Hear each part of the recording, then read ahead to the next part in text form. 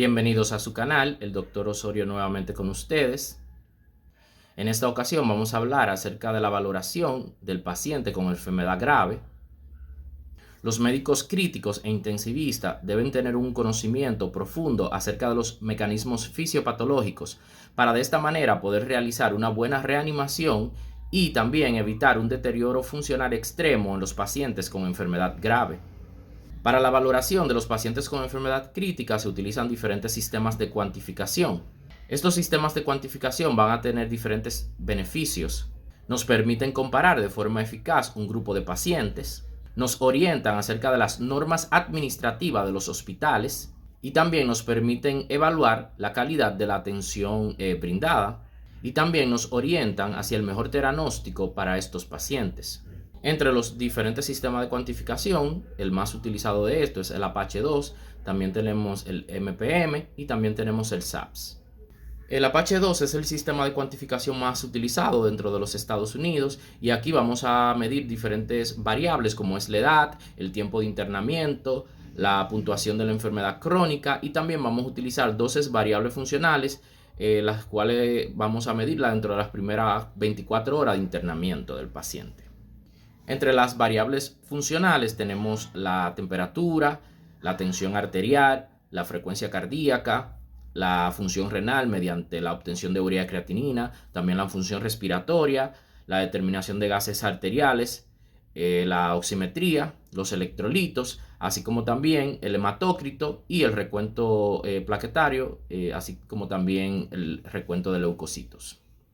Para la valoración del paciente con shock debemos tener pendiente en estos pacientes que van a tener una presión arterial media disminuida. Estos pacientes se pueden presentar con taquicardia, también pueden presentar taquipnea, van a presentar frialdad de piel y extremidades, van a presentar alteración del estado mental y también van a presentar oliguria. Esto no traduce de que el paciente en ese momento se encuentra con una hipoxia ística, la cual, de no ser corregida, va a llevar a un aumento del ácido láctico en el paciente, produciendo una acidosis láctica. Las maniobras de reanimación hídrica en estos pacientes se deben realizar de forma temprana e intensiva, deben realizarse en los primeros minutos y vamos a tener como meta en estos pacientes una presión venosa central de 8 a 12 milímetros de mercurio, una presión arterial media mayor de 65 milímetros de mercurio, un gasto urinario de 0.5 cc por kilogramo hora y una saturación de oxígeno de sangre venosa mayor de un 70%. Estos pacientes en shock van a presentar hiporreflexia, así como también van a tener una disminución de los reflejos protectores de las vías aéreas. Por lo tanto, en estos pacientes se debe considerar la intubación inicial temprana y la ventilación mecánica. En el caso de la insuficiencia respiratoria, esta es una de las causas más comunes por la cual se ingresan los pacientes a la unidad de cuidados intensivos. Y cuando estos pacientes presentan la insuficiencia respiratoria, el 75% van a requerir apoyo ventilatorio. En el caso de la insuficiencia respiratoria vamos a tener 4 tipos: el tipo 1 o hipoxémico, el tipo 2 o hipercápnico, el tipo 3 o perioperatorio y el tipo 4 que es la insuficiencia respiratoria que se presenta en los pacientes en shock. En la insuficiencia respiratoria tipo 1 o hipoxémica, generalmente esta se presenta por ocupación alveolar o por hiperperfusión, generalmente los pacientes con edema agudo del pulmón, con neumonía o con hemorragia alveolar. Como podemos ver en esta imagen, en la de arriba podemos ver un alveolo normal con surfactante, lo cual evita la tensión superficial dentro de los alveolos, y debajo podemos ver un alveolo con una ocupación alveolar líquida, lo cual disminuye la resistencia de los alveolos hacia la tensión alveolar, por lo tanto tiene una mayor tendencia al colapso. En el caso del distrés respiratorio del adulto, este es el grado más extremo de la insuficiencia respiratoria. Generalmente se presenta con una PAFI o índice de Kirby menor de 200. Aquí vamos a tener edema alveolar difuso bilateral. En la radiografía de tórax vamos a tener opacidades bilaterales, así como el PAFI menor de 200.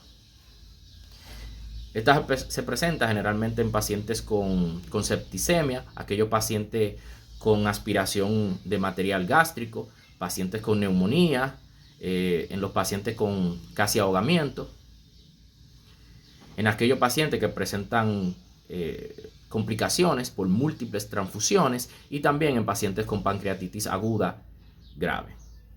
La mortalidad del SDRA era bastante elevada, de un 50 a un 70%, debido a que no se tenía bastante conocimiento acerca de la ventilación mecánica invasiva y se producían muchos barotraumas, atelectrauma y volutrauma en los pacientes. Ya luego de que se comenzó a utilizar la terapia de ultraprotección pulmonar, la mortalidad por SDRA disminuyó hasta un 30%. Y en este caso vamos a utilizar volumen tidal bajo de 4 a 6 cc por kilogramo, utilizando un pi de 5, una relación de índice de expiración de 1:2 y una frecuencia respiratoria de 12 a 14. En el caso de la insuficiencia respiratoria tipo 2 o hipercápnica, en esta se produce por una hipoventilación pulmonar o una disminución de la capacidad de eliminación del CO2. Generalmente se presenta en pacientes con deficiencia del impulso respiratorio por el sistema nervioso central, aquellos pacientes con ineficacia de la función neuromuscular y aquellos pacientes con un aumento de la sobrecarga. Se puede presentar por pacientes con sobredosis de fármacos. También se puede presentar en pacientes con lesión del tallo encefálico, en pacientes con trastorno del sueño crónico que no han sido tratados, en pacientes con hipotiroidismo, con miastenia gravis, esclerosis múltiple, esclerosis lateral amiotrófica, síndrome de Guillain-Barré o lesión del nervio frénico. La tipo 3 generalmente se presenta por atelectasia pulmonar en pacientes en el periodo perioperatorio. La insuficiencia respiratoria tipo 4 es la insuficiencia que se produce en los pacientes en shock. Normalmente el gasto cardíaco da un 5% para los músculos. Cuando el paciente está en shock y se presenta hipoperfusión muscular, el 40% del gasto cardíaco va a ser destinado a estos músculos. Por tanto, en el manejo se debe realizar una redistribución del gasto cardíaco hacia los músculos para disminuir el flujo muscular y de esta forma aumentar el flujo hacia los órganos dianas, y esto lo vamos a lograr mediante la ventilación mecánica. Una vez que el paciente se encuentra en ventilación mecánica, debemos utilizar diferentes fármacos para mantener la sincronía del paciente con el ventilador. Para esto utilizamos sedantes y analgésicos. Y se recomienda la utilización temprana de los opiáceos para disminuir el dolor en los pacientes, así como la utilización de los sedantes. En este caso utilizamos los ansiolíticos. También se pueden utilizar bloqueadores neuromusculares en los pacientes que se encuentran en ventilación mecánica, pero la utilización de los bloqueadores neuromusculares está asociada con el síndrome postparalítico. Por lo tanto, si vamos a utilizar los bloqueadores neuromusculares, debemos utilizarlo como último recurso para aquellos pacientes que se encuentran asincrónicos al ventilador, aún con la utilización de los demás medicamentos. Para producir amnesia y evitar la ansiedad en estos pacientes, podemos utilizar benzodiazepinas como el midazolam o el lorazepam, y también se puede utilizar el propofol.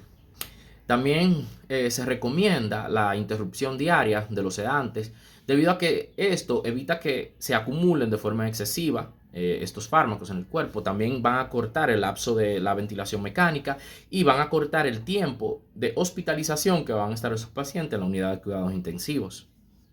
Para determinar el momento de eliminar la ventilación mecánica en estos pacientes, debemos tener pendientes ciertos parámetros, como es un índice de Kirby que sea mayor a 200, que el paciente pueda mantenerse con buena oxigenación, con un pi menor a 5. También que el paciente tenga reflejo de oxígeno conservado, que el paciente en ese momento no tenga necesidad de estar bajo aminas vasoactivas ni sedantes. También que el lazo respiratorio empiece en T o CPAP.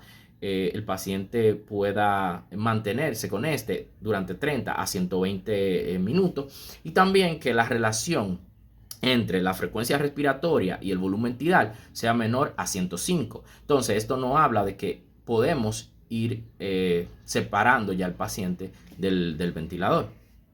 Ahora, una vez que separamos el paciente del ventilador y este paciente presenta ciertos datos como una frecuencia respiratoria mayor a 35 respiraciones por minuto, si presenta una saturación de oxígeno menor de 90%, una frecuencia cardíaca mayor a 140, o si la frecuencia cardíaca cae un 20% o aumenta un 20% con relación a la basal, o si la presión arterial media es menor a 90, perdón, si el paciente se encuentra hipotenso con presión arterial sistólica menor a 90 o con una presión arterial sistólica mayor a 180, o si notan una intensificación de la ansiedad o la diaforesis. Entonces esto nos habla de que hubo un fracaso al momento de eliminar la ventilación y que el paciente debe seguir con terapia de ventilación mecánica.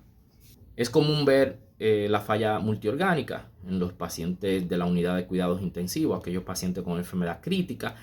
Esta se define como una insuficiencia de 2 o más órganos por más de 24 horas, lo cual va a corresponder a un peligro de muerte inminente para el paciente y mientras mayor duración tenga este cuadro, entonces peor será el pronóstico para estos pacientes. En cuanto a la vía gastrointestinal, las células de Kupffer se van a encargar de la captación y eliminación de endotoxinas, citoquinas, leucotrienos y bacterias. Entonces, cuando tenemos un desequilibrio de la respuesta inmunitaria, vamos a tener un aumento desordenado de lo que son las interleuquinas proinflamatorias, como la interleuquina 1, la interleuquina 6, la interleuquina 10, la interleuquina beta 1, así como también el factor de necrosis tumoral.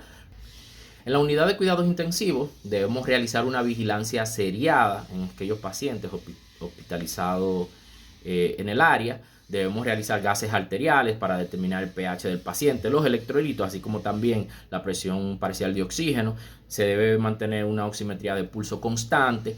Se debe mantener un monitoreo constante de la mecánica del aparato respiratorio, así como también de la circulación, del estado circulatorio del paciente. Y también es importante mantener un catéter en la arteria pulmonar. La sepsis en la unidad de cuidados intensivos es la principal causa de muerte no coronaria.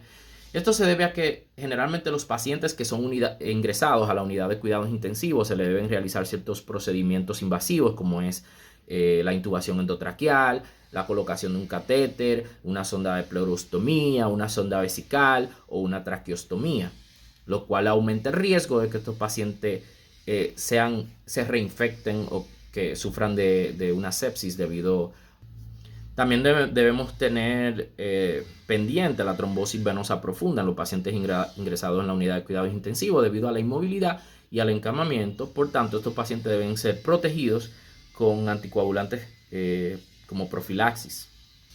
También tener pendiente las úlceras gastrointestinales y la utilización de un inhibidor de bomba de protones como profilaxis para estas. También es frecuente que estos pacientes presenten anemia frecuentemente, también debido a las enfermedades inflamatorias crónicas, las cuales van a disminuir la función de la eritropoyetina, y muchas veces es bueno tener esto pendiente debido a que esta anemia se puede manejar mediante la utilización de eritropoyetina sintética y de esta forma evitar o disminuir la necesidad de transfusiones en la unidad de cuidados intensivos. También estos pacientes ingresados con enfermedad grave en la unidad de cuidados intensivos tienden a padecer de insuficiencia renal aguda. Esto mayormente debido a necrosis tubular aguda en estos pacientes con hipoperfusión, en donde se disminuye el flujo a nivel renal y también la liberación de agentes nefrotóxicos. También, bueno, debido a la malnutrición que pueden presentar estos pacientes en la unidad de cuidados intensivos, se pueden complicar por una translocación bacteriana. En estos pacientes, para evitar esto, es importante mantener una alimentación enteral. Debemos mantener una alimentación enteral intensiva debido a la catabolia por enfermedad crítica que van a padecer estos pacientes. También en el 80% de los casos, estos pacientes van a presentar un estado confusional. Este va a ser de comienzo agudo, presentando falta de atención, desorganización de las ideas, así como también alteración del estado de la conciencia. También estos pacientes pueden presentar lesión cerebral anóxica, evento vasculocerebral, hemorragia subaracnoidea, estatus epiléptico o muerte cerebral.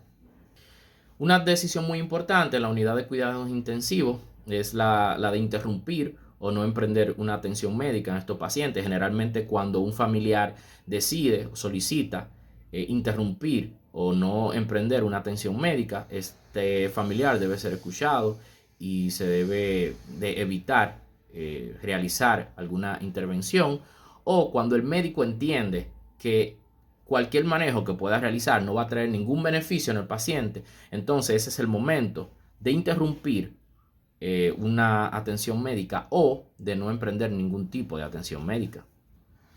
Ya como recordatorio de las prioridades para el ingreso de pacientes a la unidad de cuidados intensivos, vamos a tener aquellos pacientes con una prioridad 1, que son pacientes que se encuentran críticos e inestables, que necesitan monitorización y tratamiento intensivo, que no pueden ser proporcionados fuera de la unidad de cuidados intensivos, que necesitan, por ejemplo, ventilación mecánica invasiva y que esta tiene un beneficio potencial y reversibilidad esperable. Ya tenemos los pacientes con prioridad 2, son aquellos pacientes que precisan monitorización intensiva y pueden necesitar intervenciones inmediatas. No necesitan ventilación mecánica invasiva, pero sí necesitan oxigenoterapia a alto flujo, o también necesitan ventilación mecánica no invasiva por una PAFI menor a 200 o menor a 300 con fallo de otro órgano, y que también van a tener un beneficio potencial y una reversibilidad que también puede ser esperada. También tenemos los pacientes con prioridad 3. Estos pacientes se encuentran inestables y críticos, pero con pocas posibilidades de recuperarse a causa de su enfermedad de base o de la aguda, y pueden recibir tratamiento intensivo para aliviar su enfermedad aguda, pero también establecerse límites terapéuticos como, por ejemplo, no intubar o no intentar la reanimación cardiopulmonar. Y también tenemos los pacientes con prioridad 4. En esto su ingreso no está generalmente indicado. El beneficio es mínimo o improbable por enfermedad de bajo riesgo. Son pacientes cuya enfermedad terminal o irreversible hace inminente su muerte, como aquellos pacientes con el síndrome de inmunodeficiencia adquirida en fase terminal, aquellos pacientes con una neoplasia también en fase terminal. Y hasta aquí esta revisión acerca de la valoración de los pacientes con enfermedad crítica. Espero le haya gustado el video y nos vemos hasta la próxima. Si no te has suscrito a este canal, por favor, suscríbete, activa la campanita de notificaciones, comenta, dale me gusta y hasta un próximo video. Muchas gracias.